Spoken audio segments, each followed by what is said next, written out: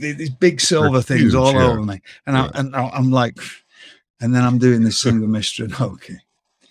So I go to Japan then for 10 days. And I get,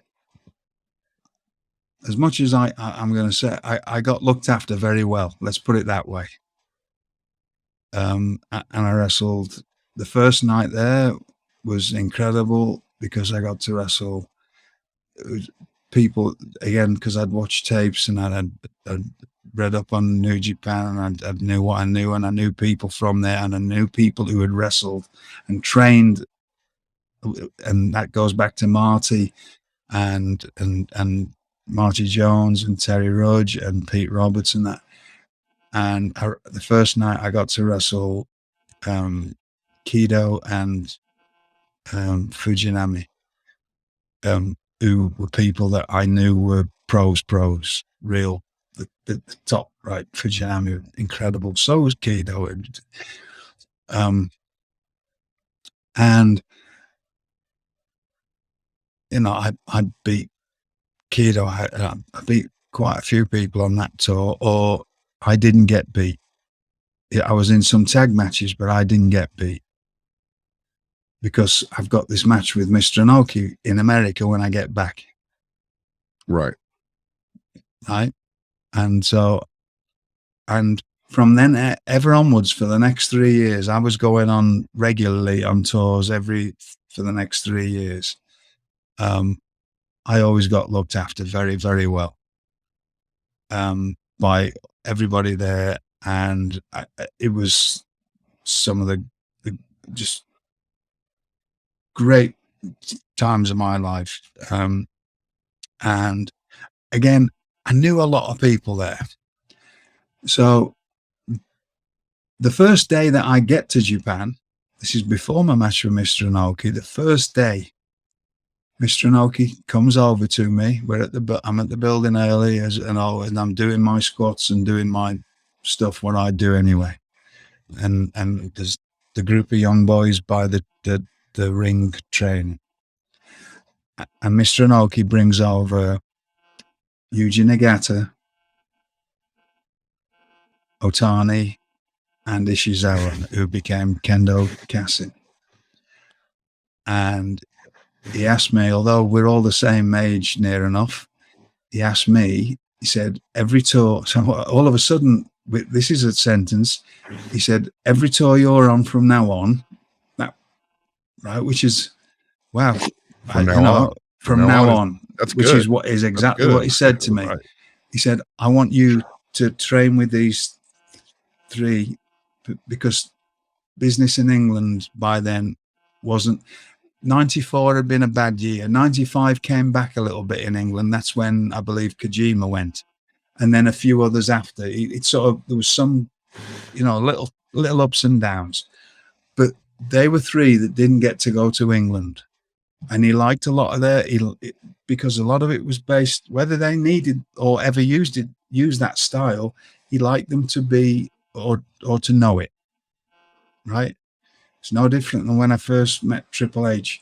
When I found somebody who wanted to actually train, I'd been given all this European stuff. You're happy to share it with anybody. I'm happy to share it with anybody. But this was a direct order from Mr. Inoki. Sure. That's why I'm very close with the three of those people. So my roots, and anybody that's come after them who's been either mentored by them or wrestled them. There's a lot of people don't know how far or deep my roots go with New Japan. Let's put it that way. Right. Because we are very close friends. It's not like we have great conversations. We don't have to. We can just, and nor do we. But the three of them, and we just sit and we just, with each other, there's a bond, a special bond between us. And two of them went in a different direction, different companies. Nagata stayed where he is, and we still communicate and communicate with all three. And there's things that people know that are, different things that are obvious, but they have no idea how much of a bond that the four of us have together. Wow. Because every single time I was there, I'd be in the ring with them and showing them that style.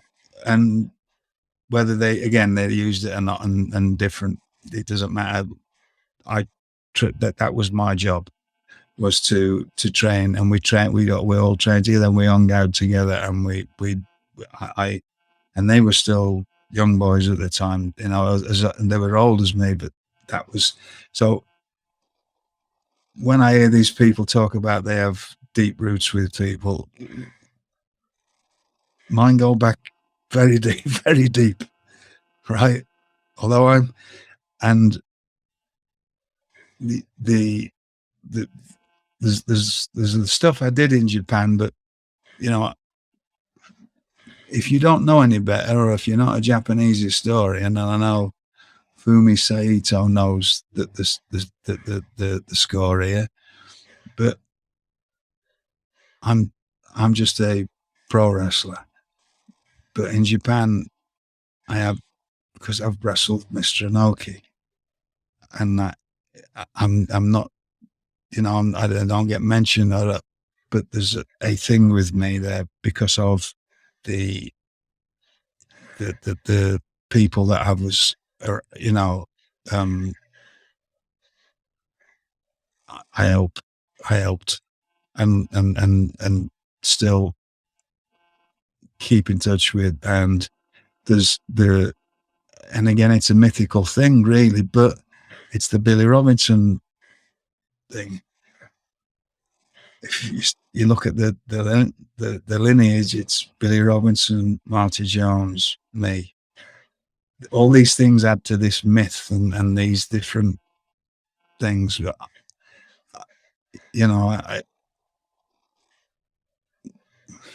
These other little things, and these might not be interesting to a lot of people, but they're important things. I've talked about how New Japan used to do business. Brad Regan's is somebody that they trusted immensely. Me and Brad are good friends, and they trusted Brad Regan's. Was very close to Masa Saito, and so when Brad because everything is letters and handed over and no phone calls. When Brad wasn't there and he couldn't bring stuff back to Eric Bischoff, Mr. Inoki or Mr. Sakaguchi, who was the president, I believe at the time, used to give them to me. Used to give me letters, and I used to land in Atlanta, and the next day, or if it was possible,